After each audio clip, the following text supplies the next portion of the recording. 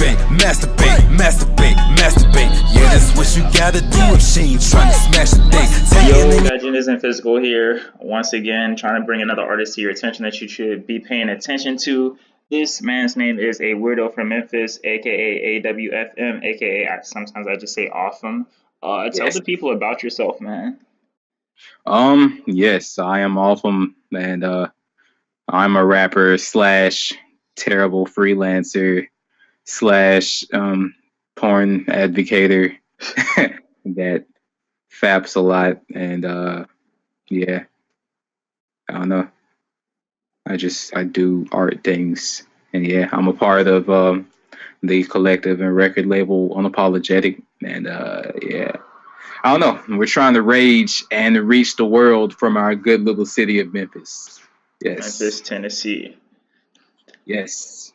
So let me ask you right off the bat, a lot of questions that people, like I posted your video on my profile. The first question that people ask, bunny ears. Why the bunny ears?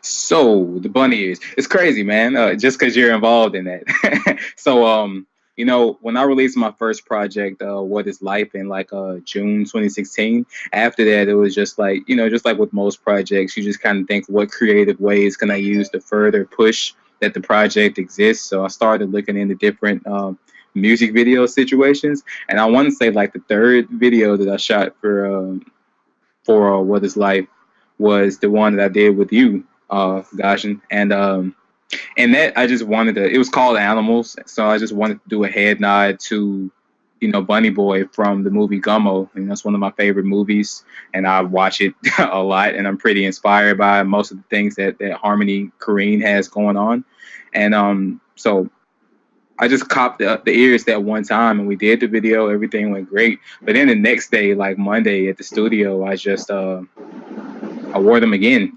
And when I went into the studio, everybody was like, yo, what's going on? Because I just normally wear like a beanie or something.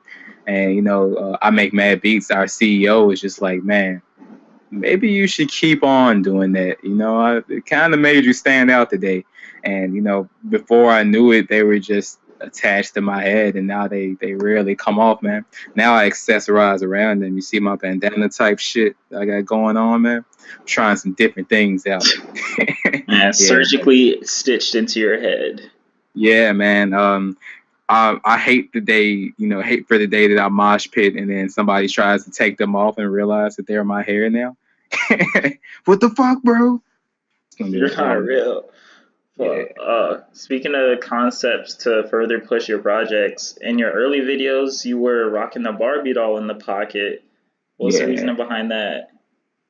It just looked aesthetically cool to me, man. A lot of the things I do, I feel like in this generation, everybody, does things because they have some kind of, deep meaning that's like 3 pages long. But sometimes I just like to do stuff because it's cool, man. Like that's why I burn stuff, and it's just like fire looks cool to me, man. Like I don't know. I'm a really big kid, and sometimes it's just like, hey, I want to do that, and I do it. And sometimes I get hurt, or sometimes things turn out cool.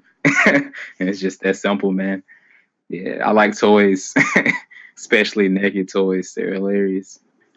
Yeah, destruction is a fascination. Like, we don't get to see a lot of it. I'm not saying that we're all sheltered, but like other countries have this shit bad. Like, they see destruction all the time, but we don't. So we kind of want to be the ones, Yeah, man.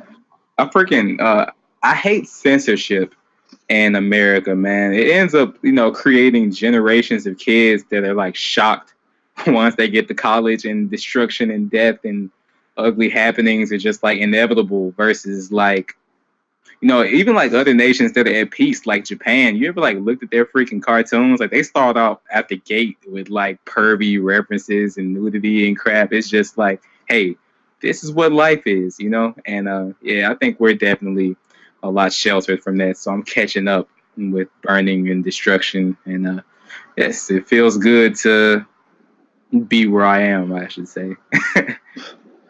And where you are right now, you mentioned that you're with Unapologetic. How did they know about you, and what was the process leading up to getting signed with a label? A lot of people like want to get signed, but they really don't know what kind of work goes into that. What's it like? Yeah, so I guess my biggest piece of advice towards getting recognized and seen by any kind of label situation is to run with as much quality like and seriousness like you're in a label, or like you at least take your product and what you're giving to the world serious, like it's a big deal even when it's not, like. And by that same standard, the way I got noticed by Unapologetic, it was September 2015. I had my first ever showcase, and it was just small, like 15 to 20 minute set. And I just spazzed out, man. I did like really well in it. It looked like I had been performing for a while, even though that was my first one. And I got the attention of Kid Maestro, who was a producer already with Unapologetic, at the time. And basically he went back to I Make Mad Beats, who was in search of, a rapper, the type of rapper that fits like the type of character to exist in a unique situation. And he's just like, hey man, we should keep an eye on this guy. So after that, and this is another good lesson, man, like always take all like that crap serious, like even down on social media, just because you never know who really watches your profile even without following you. So these guys were like just kind of peeping my profiles out for like 2 months, and I didn't even know, I was just being me. And they were on the verge of just asking me to, come by to meet me in person and just see, who I am and what I'm about. But before they could do that, another producer that I was working with heavily at the time happened to book a session for his own stuff at, Dirty Sock Studios, which is where Unapologetic does all their work from. And he just invited me to come with him and record the track and also work on the track with him. So they were like, oh man, he's coming to us before we even have to reach out, which is, the perfect way to just scope somebody out without them even knowing, that you're paying attention to them. So I come by the studio, I do those couple tracks, they like what they hear, and they invite me back over, a few days later just to say, hey, our studio is quality. If you ever want to continue to do business, you can just record here. And at the time, I'm recording in random people's freaking living room with all kind of just like random people hanging around, just smoking weed all over the place, making a session, do whatever. It's very like ratchet, give and go, low quality situation. So when he's like, yeah, you can come through here and be in a booth, I'm like, heck yeah, man. So I just started dumping like any cash I could and any like focus I could into going by Dirty Sock Studios. And from there, I Make Mad Beats kind of set me up with Kid Maestro on a more intensified approach to see if I was the type of person that they should want to sign. So we went from like me just buying sessions to me going there every day and working with Kid Maestro from about 5 in the evenings till like 3 in the morning. And then I'd sleep from like 3 until 6, wake up, go to work, get off at 4, shower, and immediately repeat it again. And we did that like every day for like 3 months. And then they were like, you passed the test, you got what it takes to, really, put some balls behind it. What's up, you want to be in? And I said, yeah. And I don't know, life has been crazy ever since. So it's been pretty wild, man. Super dedication. Yeah, so that's like an indie label situation. Of course, there's big label situations too, but the common theme is that everybody wants to invest in something that seems like it's gonna win. So whatever you're doing, you gotta just put it out there on social media and in person, like you're the one to bet on. And I don't know, it might not be a label, it might be somebody that just wants to give you beats or anything, but yeah, everybody invests in something that looks like, hey, this is the thing, Right, so just be you and like rage, man, at the end of the day.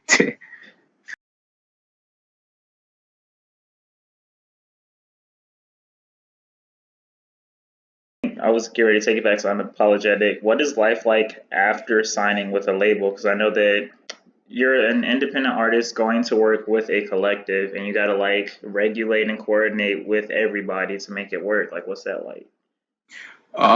It's pretty colorful. Because I'm definitely not a part of like a normal label, like it's different with like some kind of like big corporation where they're like, we're gonna give you a stylist and yada yada yada and what the heck ever. But everybody that makes it into unapologetic has a common thread between them, and it's that they were already good at existing as their own strong entity that could do whatever they please before they signed to the group. So that once they sign, it's like now you have a team of other people that are on the same wave, and we can all run together and faster and express ourselves in even bigger ways. So that's the culture with unapologetic. It's a pretty we like laugh and do, you know, all this crazy crap, but at the same time there's a super serious culture and focus. You know, basically the motto there is character over everything, man. The character is to just put your all into whatever you're doing, and also be open to doing things you've never done before, and just jump into being uncomfortable, man. So like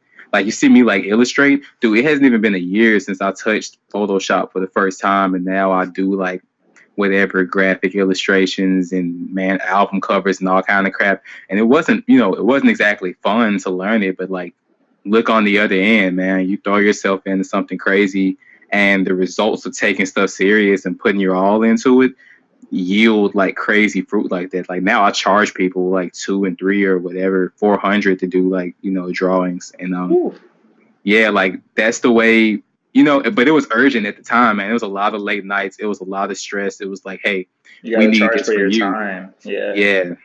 And that's the culture there with everybody, man. Like there's a guy, C Major there. He does the lights whenever we do a show. He didn't know how to, you know, he didn't go to school for doing like light crap. It was 2 a.m. The light rentals just came in. It was like, hey, we have a show the next day. You got to figure this out. So this man's there till like 4. And now his like light transitions are like just effortless, just G is crap, man. Like and everybody there has second and third hands like that. Like I Make Mad Beats does video editing.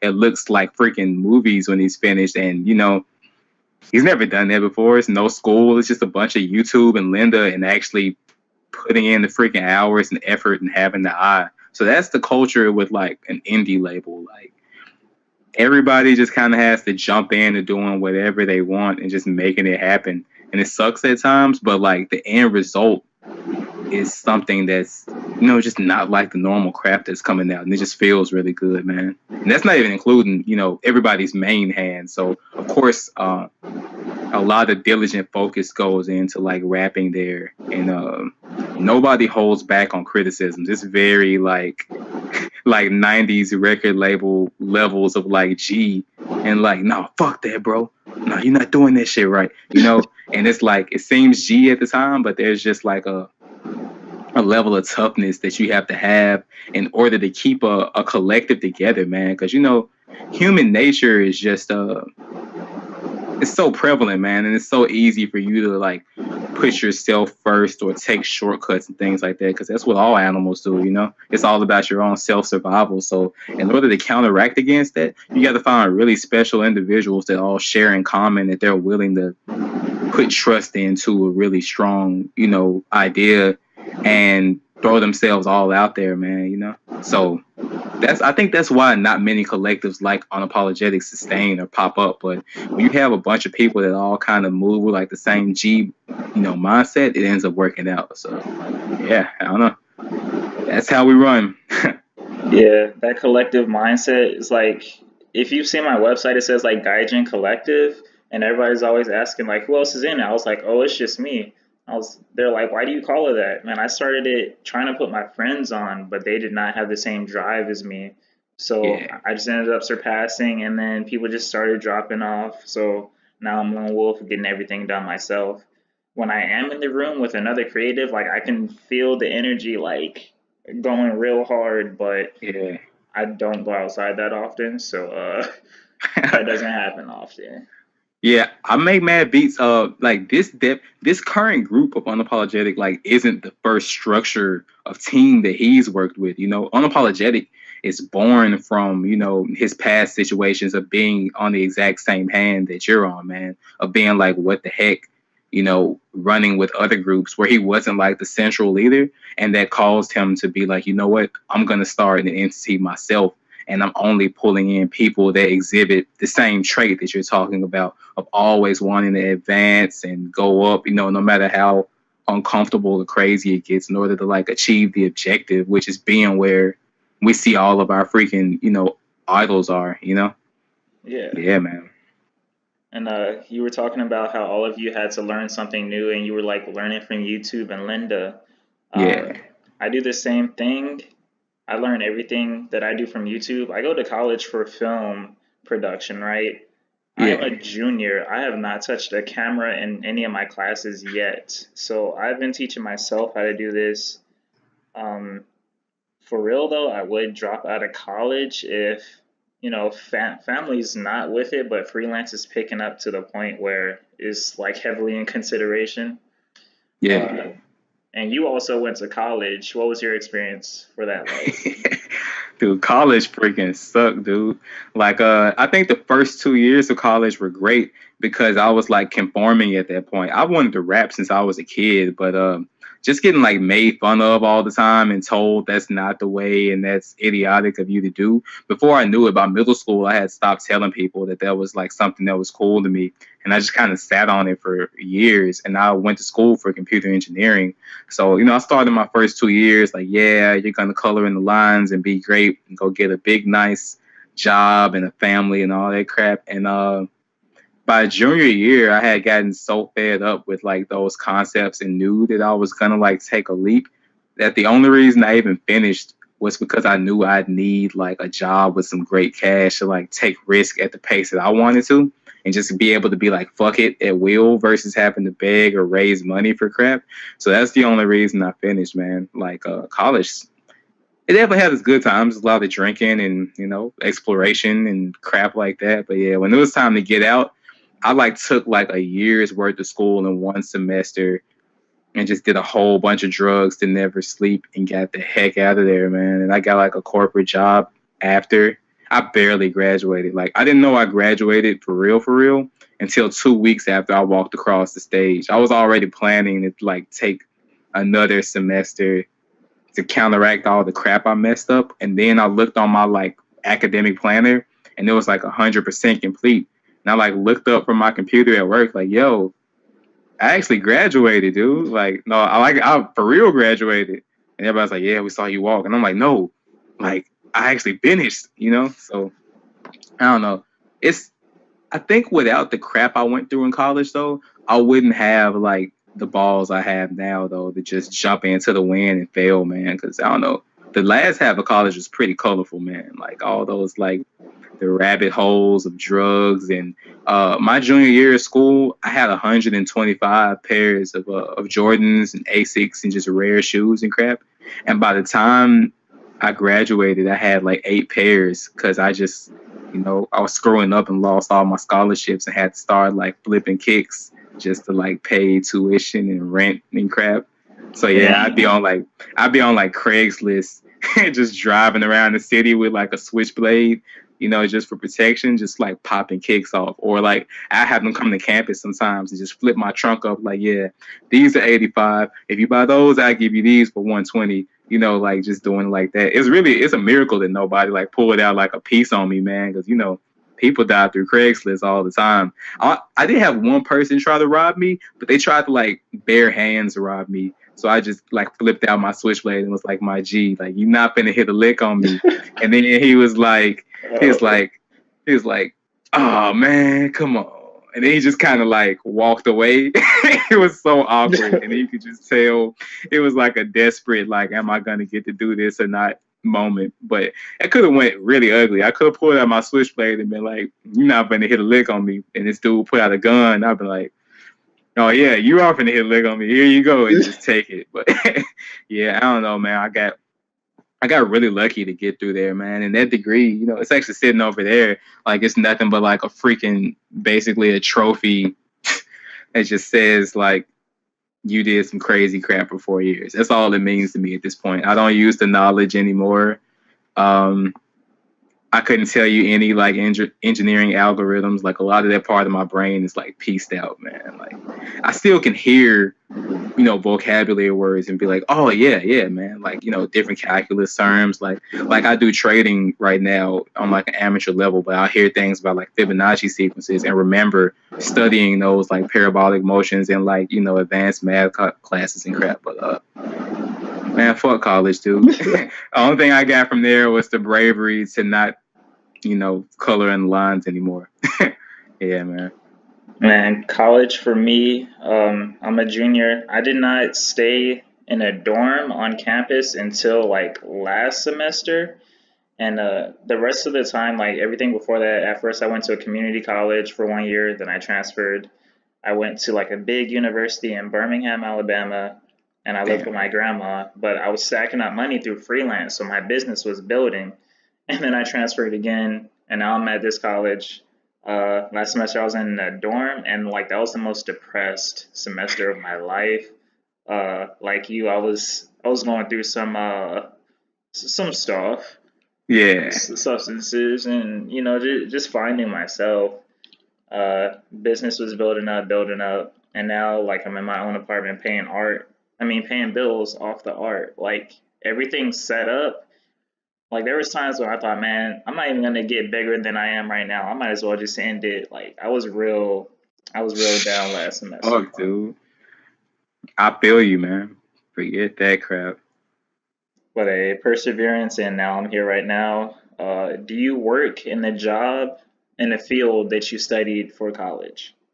I work in a watered down version of it, so it's a bit more of a controlled environment. I do computer work. I work on a system called SAP, which if you ever like end up working for like one of those big Fortune 500 companies, like it's basically the back end system that holds like the personal information of like companies together. So everybody's like pay scale crap and work history and social security numbers and all that crap are in there. So if you let that system go down, it's like a really big issue because you could stop somebody from getting paid or any of that crap. So yeah, I basically answer tickets every day. They basically say, hey, this isn't populating, this isn't working, or we need to upgrade this system and yada yada yada. So it's not nearly as like gangster as like full on computer engineering is, because then you get into like creation.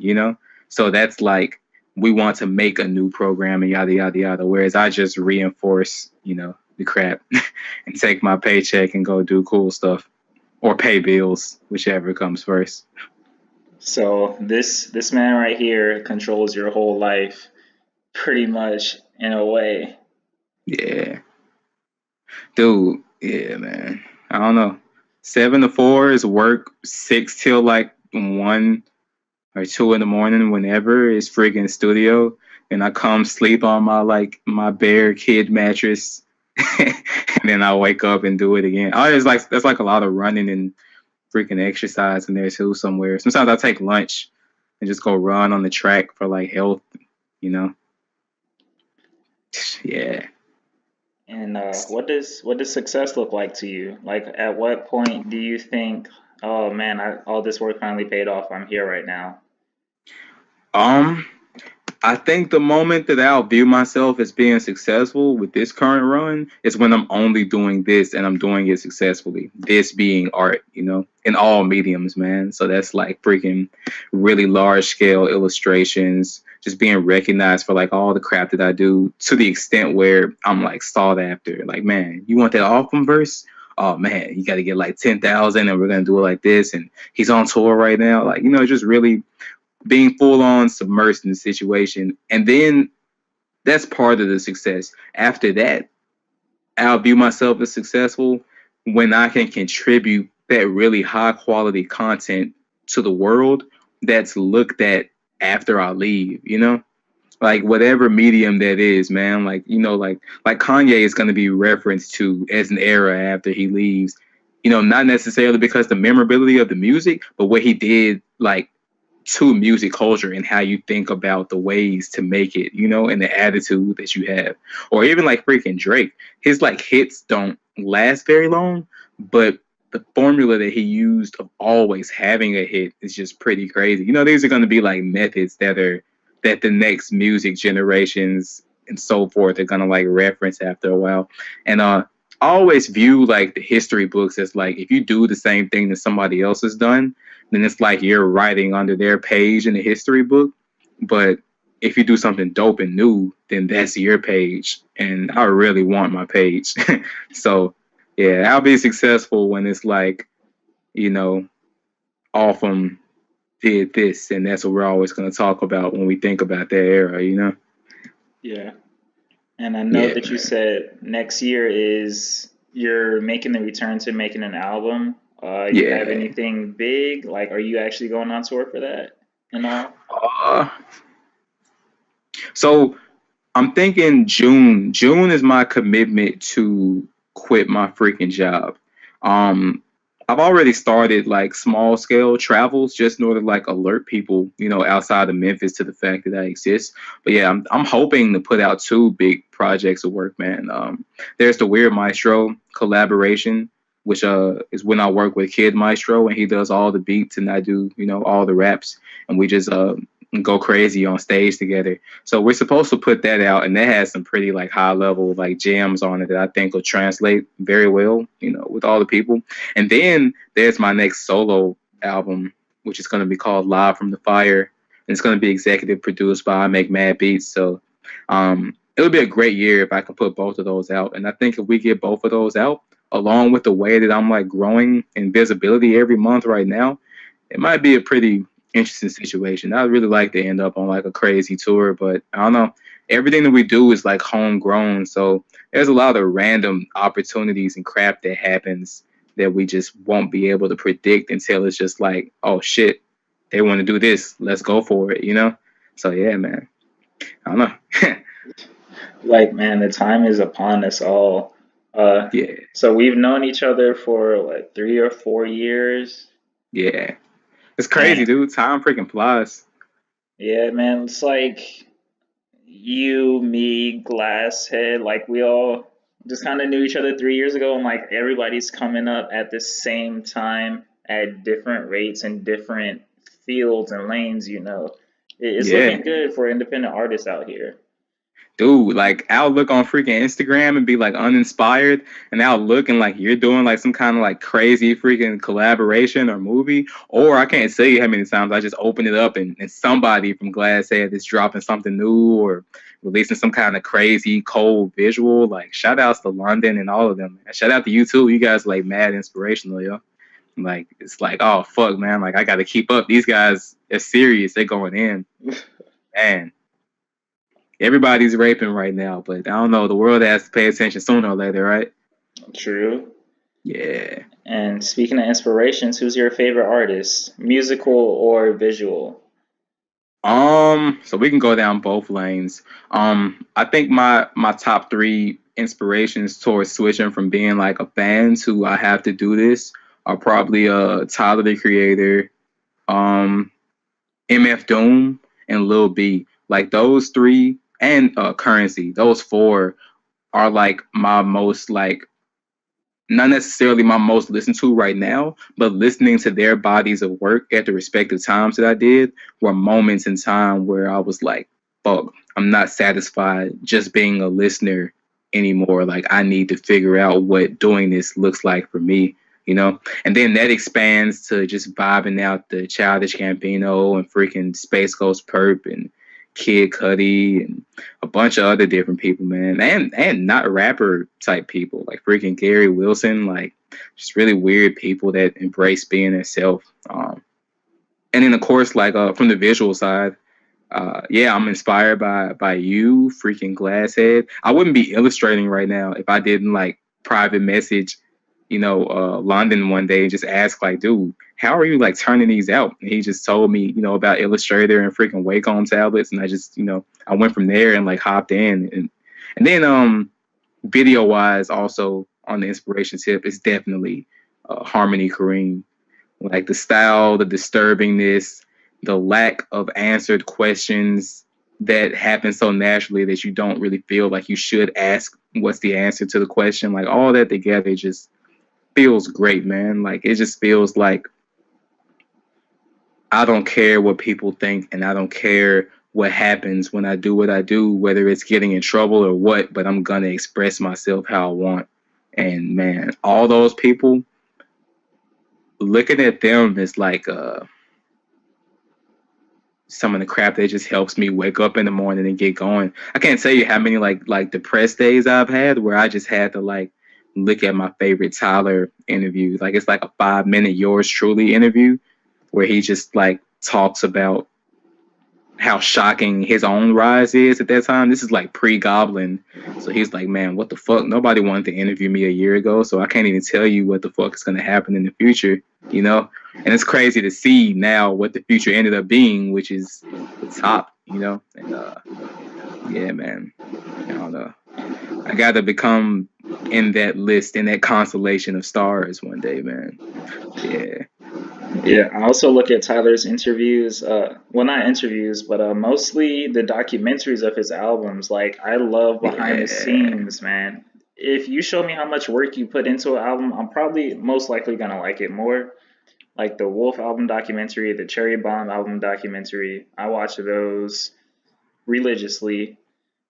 Plus, Illegal Civ 2, I really like that Oh film. man, two, like the freaking Yours Truly interview and the Legal Civ 2 are like literally downloaded onto my phone so that like I don't need internet to watch them, just so I can like reference them. Like, bro, the feel of those, man, like, oh my gosh. So yeah, salutes to you, man. Like, I actually freaking met like Mikey like 3 different times. It didn't help because I was way younger off him, and like at that point, like What Is Life wasn't even available for like, you know, download or consumption. So I didn't really have like a quality product to be like, hey, this is me and what I do and what I represent. But man, like I remember the last time I ever saw Mikey, I was like, yo, mark my words, man. Like I'm gonna work with Tyler one day. He was like, man, I can't wait till the day I see it. He probably doesn't even remember me because he's, you know, exponentially blown up since that time. Like back then, he was so like, the Civ was so low key that like he could just stand on the street outside the venue and people just walk past him and go in. Which probably wouldn't happen now, but yeah, man, I don't know.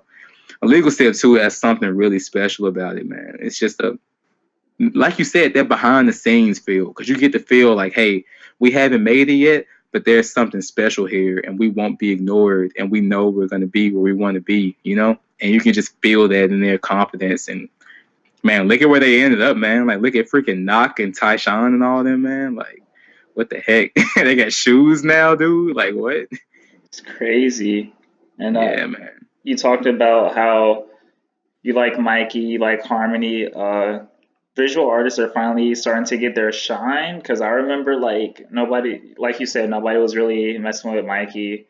And Yeah. the first thing I saw from Harmony, I really didn't even. Sometimes I'll watch a movie and not even pay attention to the director unless the movie really captures me. The first one I saw from Harmony was Spring Breakers. I didn't know it was Nah. Harmony, and I was like, this movie's all right. And then like a few years later, I think I had a magazine. I think it was either Juxtapose or Kill Pretty, and I was reading an interview from Harmony, and I was like, oh, this dude has a little more on his mind than I thought. And then I saw the music video that he did for Gucci and Travis Scott, and then I just started to go more into him. Yeah. So yeah, it definitely like revised my thoughts of Harmony.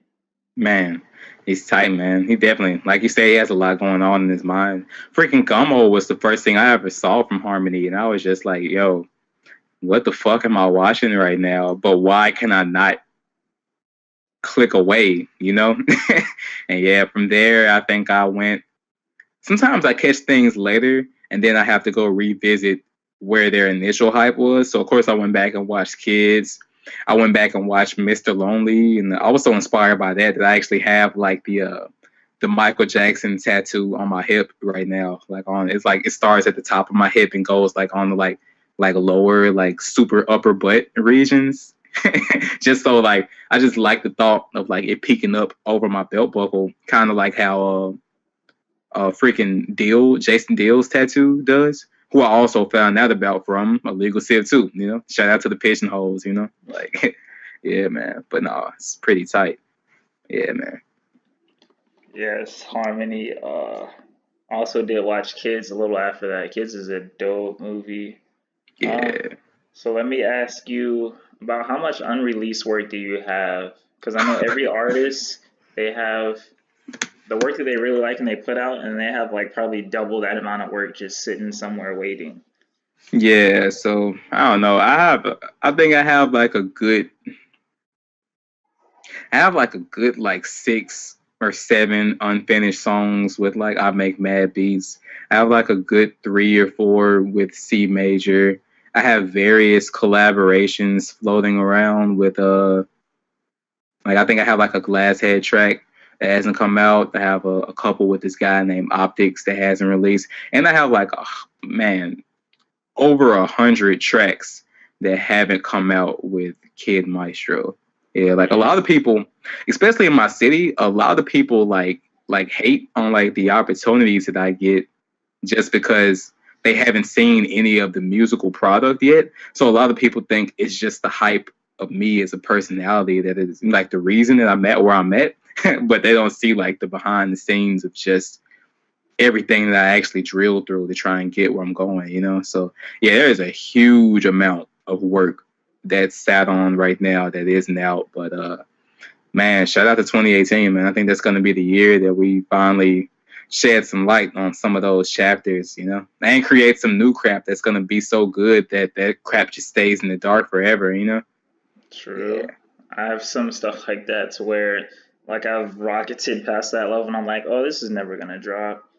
Yeah, man. Shout out to the Bitcoin levels of exponential growth out here. You know what I'm saying? We're not looking back in the past. So yeah, there's a graveyard of crap that when we made it, it was like, we're gonna be on, this is it. And then we made something like crazy better and was like, yeah, thank God we didn't put that track out. You know? Yeah, so it's a lot like that. But I'm really hyped for what hasn't been made yet, just because, like I said, Unapologetic does a really good job of holding each other accountable. So, you know, like, there's been a few conversations where, like, you know, I Make Mad, you know, has, like, kept it G with me about, like, my, like, writing techniques and where some holes are and where if I were able to, like, seal up this level of creativity with skill, I'd just be, like, untouchable. And I'm really hype about just really hitting the lab 8 hours a day like I was doing before and just rapping like crazy consistently. But I don't know, it's gonna be hard too because I work in multiple branches with Unapologetic, you know. Like I run a pretty large portion of Unapologetic Garments, which is the clothing branch of everything, you know. Like I handle a lot of the graphic design over there, and I work heavily with Eric Stafford, who's actually like I guess like the head honcho of the situation right now. Yeah, so there's never a moment where I can be like, I'm gonna rap now, and then something isn't happening over my shoulder that I can't neglect. So yeah, but yeah, to answer the question, there's a lot of freaking awesome tracks out there that nobody's heard, or that you have heard only if you came to a show. You know? Yeah, like might I have some? Yeah, man. Yeah. So I mean, like, yeah, you got to like witness that. Like when you come to a show, it's like, yo, you were sitting on all of this the whole time. Like, you know, I thought you were at this level, but there's a lot that people haven't seen before. So I'm excited for people to get that, you know? Yeah. Yeah, and you said that people were like not really taking kindly to the type of recognition that you were getting. I know that you hit the front page of Memphis Flyer. You've had some high profile interviews. So are you at the point where you walk around the city and people know your name, or? Yeah, definitely in the more like hipster centric areas like Midtown. Like if I walked around like, you know, midday with the ears on, somebody's gonna honk and be like, yo, Awesome, what you up to? You know? If I go in the hood, it's still like, yo, what the fuck you got on your head? You know? And I live like a block from the hood. So when I go to the grocery store, it's always a hilarious experience. But definitely way more people in the city like just know that I exist and know, you know, who I run with or whatever. And especially after that like Memphis Flyer situation, that was probably the first day that people approached me in like places like the grocery store and was just like, yo, I read your article, man, like you're doing great. And I'm like, I haven't even read the article yet, but that's tight, man. I'm glad that you got to peep that, you know. Yeah, man. Dang, man, some people see that as a level of success, but I guess whenever you hit a level, you want another level. Heck So yeah, it's a never-ending cycle. dude. Like ever since I saw Fader issue, I want to say either 71 or 72, the one where like Lil B and Licky Lee were on the cover with like the first like really big Odd Future article. I wanted that level of like visibility, man. So getting the Memphis Flyer was like cool, but it wasn't like a toot your horn moment for me at all. Like I was at the studio, even with those congratulations, like, all right, man, let's kind of, let's keep working, man. Like, it's a cool step, but when you have like your sight set on like the top, then you just don't slow down just because you got good news, It's kind of like it's like, hey, I got an A in the class, but I want a freaking degree, so I'm not gonna parade around campus just because I passed the class, So, that's kind of how it felt, man. But it was a really good moment, Yeah, I get like Yeah, a temporary high when like an yeah. interview or an article releases on me. I'm like, oh man, I feel good right now. Let me create something. Uh, but yeah, you said you're a porn advocate. Do you beat off before or after studio sessions? After, I hate like doing anything before I have an appointment just because I never know how long I'm gonna be, man. Like the ones where I try to get something done quickly end up being the ones where I stick around way too long just because I never know what scene I'm gonna watch. I have to watch very specific things in order to be satisfied with what has transpired. Otherwise, I'm gonna be there all day. Like, so yeah, it's after studio sessions. Like, I'll just come home, set up my ambiance, and make sure my roommates aren't just too rowdy and walking around. Because I don't know, there's no locks on our doors, so it can just be like, "Hey, bro, we out here." Oh, all right. I'll catch you later. So yeah, I just try to figure all that out, man. Give me a nice in private browsing situation going. Or sometimes it's the phone if I'm lazy and I can't pull out the laptop, but I prefer the laptop. Hey I need man, like a big screen. Pornhub.com all day for me. Please sponsor us all. Uh, like specific, are there specific genres, specific stars that you're watching right now, man? I know that August Ames just passed, man. So I've been kind of celebrating her. Man, I especially I'm not racist, but I especially like gravitate to like the ebony section. Um Lately there's like freaking angles that just do it for me for like months, and then that angle will be lame suddenly, and like after that I'll need a new angle. So for a second it was just like the like getting a good view of like the woman like laying flat with like her boobs like flying all around while she's like Yeah, getting popped, and then that switched to like the like from the back scenes, but not from like the guy's perspective. Like it has to be like her right in the camera, like tweaking, like it's like facing in. It's like, yeah, this is the finishing point. There it is. Yeah, either that or like the one where it's like from the back, but then he like pulls her up so they're both like standing up straight. Like it's like, yo, this is that's what's creativity right up. here. This is art. And yeah, I watch a ton of like Brittany White. Um, I watch a ton, even though it's really weird. Like I watch like a lot of Lola Marie. That's like a UK like woman. I watch Queen Black Cat, which is like she hasn't done porn since like the 90s, but so all of hers are like those really blurry old, Yeah, the like the type of vintage. kind where like the music plays the whole time and every scene switch is like that, like they're real slow gradual like transition type of switch, like the montage kind of feel like. Yeah, either that or I go look at I like really ugly stuff too, like ghetto gagger scenes, but only the ones where the woman is very visually not having a good time. I don't know what that is because I don't have sex like that. But when That's I that watch, deep it's like, down thing.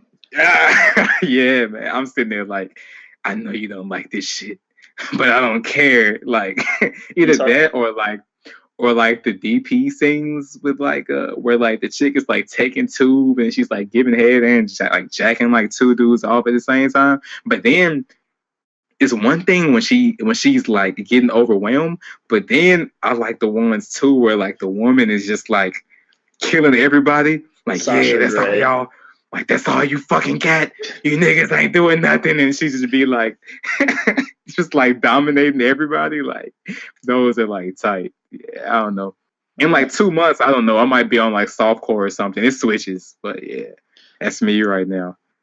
Yo, Sasha Grey was the king of that, like dominating the whole group type thing.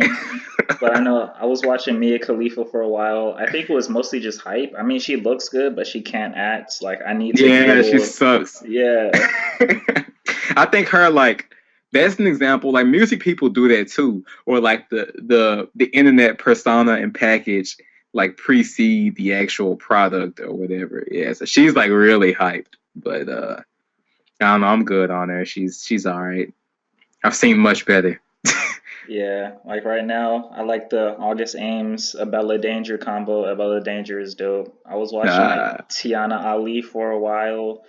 I mostly gravitate towards blacked.com, which is like mostly interracial, like black dude on white I girl. know exactly what you're talking about. There was some of those dudes are like, yo, how'd you even grow this, my G? Like, what's going on, man? Like, and they like, I hate though when like the chick isn't used to that. So like he has to like smash like super slow, and it looks like some kind of like scientific experiment the way they're like moving. I'll be like, yo, the momentum is not what's up on this. I'm changing. Like Yeah. I keep like 12 tabs open. That's the thing too. It takes me like 20 minutes to start because I prepare like 12 movies so that if one sucks, I can just close that tab and immediately flip over to like the next situation and just not lose any like pacing or like focus. I don't know. I'm particular, man. Yeah. Hey, not to mention, man, since you said one of your dark ones, I peep hentai. I know that's not dark because a lot of people peep hentai, but yo, sometimes I just be feeling the tentacle stuff, or the chicks with extra appendages. I don't know why, but Yo, hold on, what's that like? You talking about uh, like hentai girls with extra appendages or real chicks? hentai, Ah, that's hentai, strictly hentai. oh, I'm like, yo, you like popping off the chicks with three arms and stuff. Like that's abstract, man. But no, that's still abstract though. I feel you though.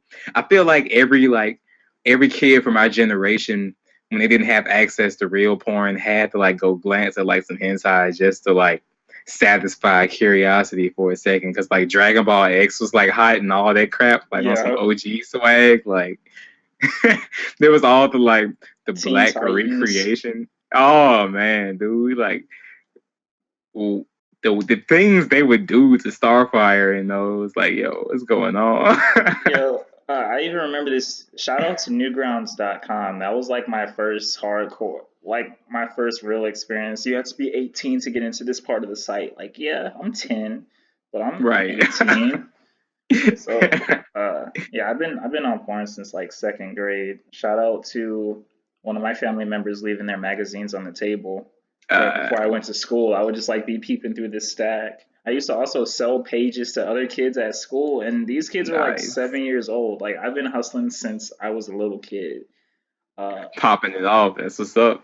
oh yeah, I got in Yeah, big man. trouble for that. Like there were 3 school years in a row where I got suspended. Like the last 2 weeks of school when I was a kid. It was pretty bad.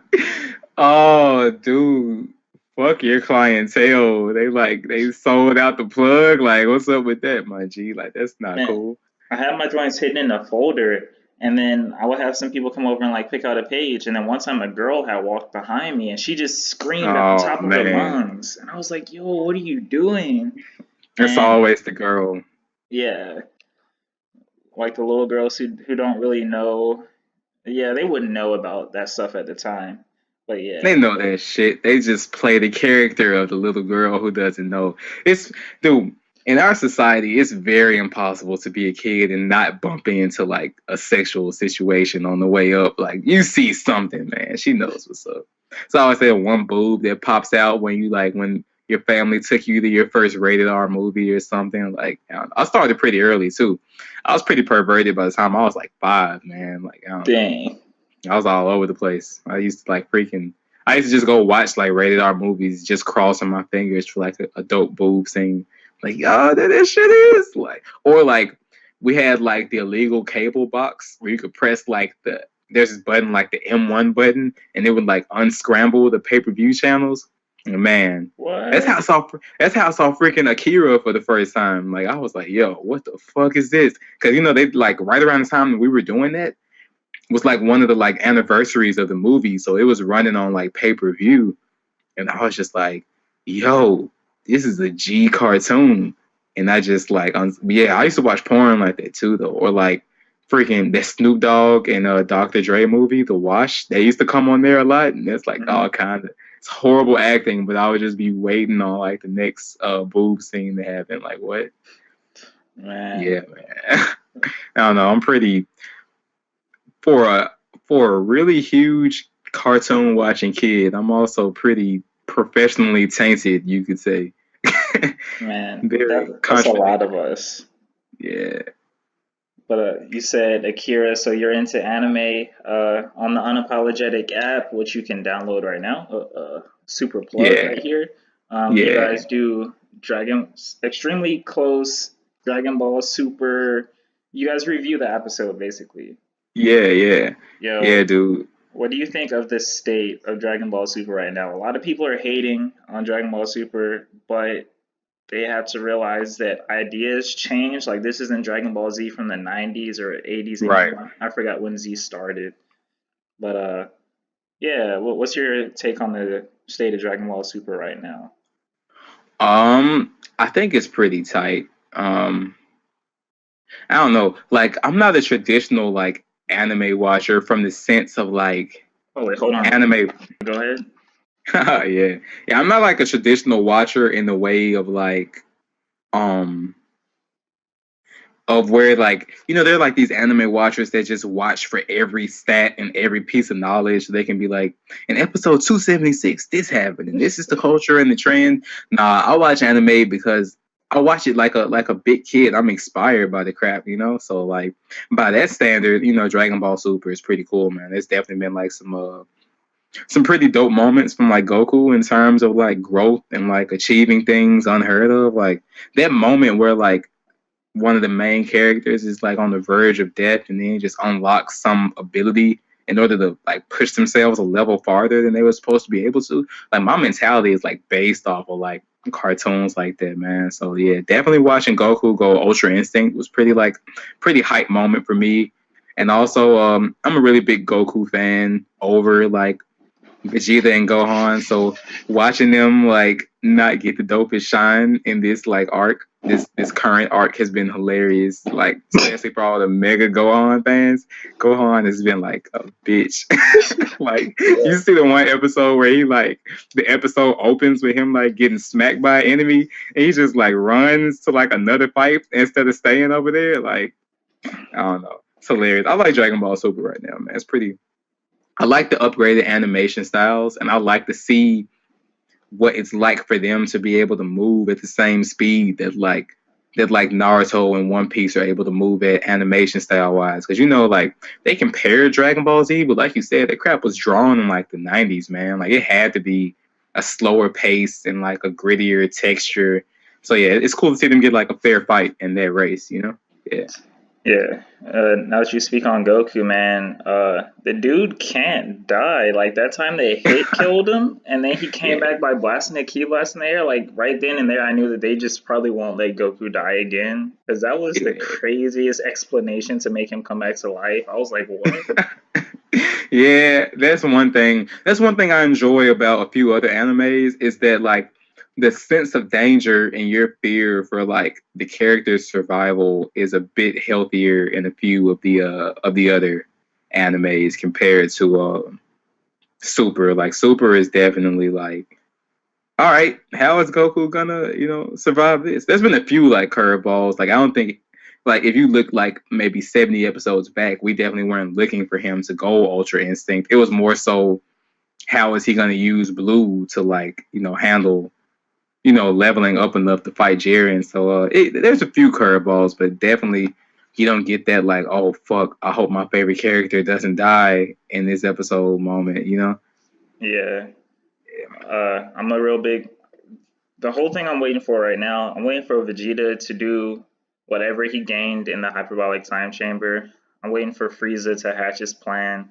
Frieza is so G, like what? Yo, he's waiting for something. I know he has something up his sleeve. And Yeah.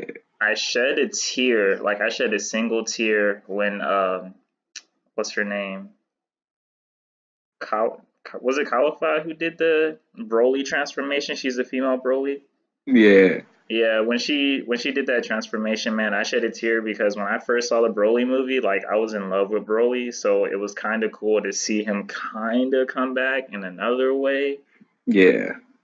But yeah, I Yeah, shed a in the single trans tear. community. Yeah, but yeah, that just goes to show the progressive time period that we're in, where they like gave like this Broly level power to like a woman, and like she's like super like gangster and keeping it up. Like I made reference in one of those episodes to like back on Dragon Ball Z when Videl was like fighting one of those first like Majin dudes. Like that dude, like Sapopovich. yeah, that dude beat the crap out of her. Like it was on some like Ike type swag. Like he was like like dominating her, and like it's cool to like see like with modern writing, they definitely have to tiptoe more around like concepts like that and give like women like a pretty tight shot too. So yeah, seeing them like just run amok or freaking Ribrianne, like forget her, but she lasted a long time, man. Like Yo, I was waiting for her to drop out, man.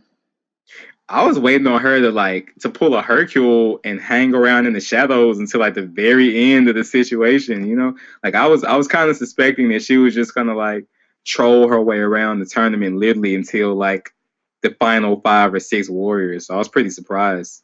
Yeah. Yeah. She's gone now, right? Yeah, Yeah. man. But it's almost the end of that arc. Well, it's getting close to the end of that arc. I'm trying to see what's going on. Um, and let's see. I think that's pretty much all I got for you. Is there anything that Nice. you want to plug right now? You want to talk about? Um, Definitely download the Unapologetic World app. Uh, Follow me on freaking everything: Instagram, Twitter. It's off Memphis, AWF Memphis. Follow my SoundCloud and YouTube because those are about to like pick back up with a bit of momentum. And yeah, man, more than just plugging my social media, I definitely just want to spread the word of like do whatever the heck you want to do, man. And like, don't let anybody freaking tell you that you can't, because at the end of the day, you're never gonna, you know, do something better than what's already been done if you let these people hold you back with their fear and their safety, man. Like always, that's one of my biggest, people be like, what is all from stand for? That's it, man. Like a grown black man with a whole degree running around in rabbit ears with no shirt on and tattoos, just spazzing and raging. I do what the heck I want to do. That's what's cool to me, man. That's like as simple as that. And I want to encourage everybody to do that, I feel like if we as a society were better with that, there would be another Albert Einstein on Earth right now. I feel like whoever the next Einstein was had parents that were like, that's crazy, go get a corporate job. And that's what he did. Like, man, I don't know, forget settling, dude. Life is scary. There's such thing as taking the ultimate L and just being like slawed out forever. But there's a 0% chance of getting a W if you never even play the game, man. So just jump out there. Yeah. And Words from awful. how long have you been taking this seriously? I started writing seriously for a project in 20. I got ready to put that project out. So from about 15 until now, I've been publicly dropping stuff. I've been recording and writing and just knowing in my head that I wanted that spotlight since 13. Yeah, so what, like 4 or 5 years, something like that?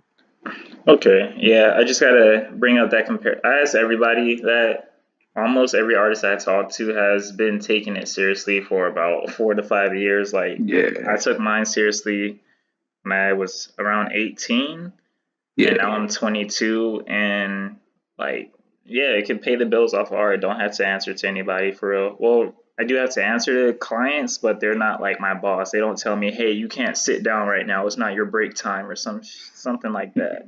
yeah. You collaborate with these artists on getting to a great product versus somebody like cracking a whip at your back or whatever with these stupid jobs, man. Like, yeah, no, I definitely feel where you're coming from, man.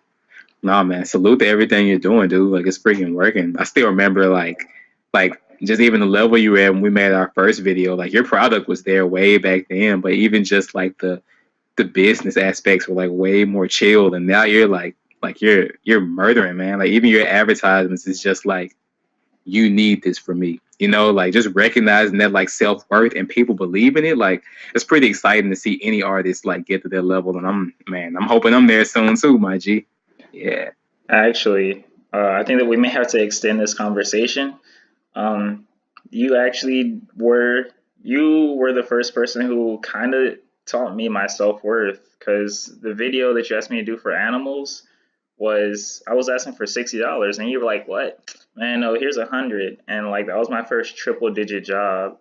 So I got to thank you for that. You taught me how to do self-worth. I mean, my family was already telling me like, "Hey, you need to charge more, you need to charge more." But I was like, "Man, I'm working with smaller artists, but at the same time, I'm using up all my time to give these artists something quality to blow them up, you Yeah. know?" And And dude, that video super like set me up, man. Like it just goes to show, like if you take it serious, you got it, my G. Like I remember just looking at that crap and being like, I feel like I'll be robbing you if I didn't just, you know, slide you something. Because man, I don't know. I'm excited for what you do, my G. Yeah, man. but yeah, self-worth, like really just know your self-worth. And then you've mentioned that you're doing illustrations for triple digits now. Like that's dope. Like Yeah. It's very everybody's slowing down. hilarious considering it hasn't been a year yet since I started that crap, man. But, you know, I don't know. Well, yeah, man, that's all I got for you, man. Uh, like I said, check this man out. Stay in tune with him. Stay in tune with Unapologetic, and just keep striving, everybody. And that's all I got. Outro. Peace, ninjas. Stay up.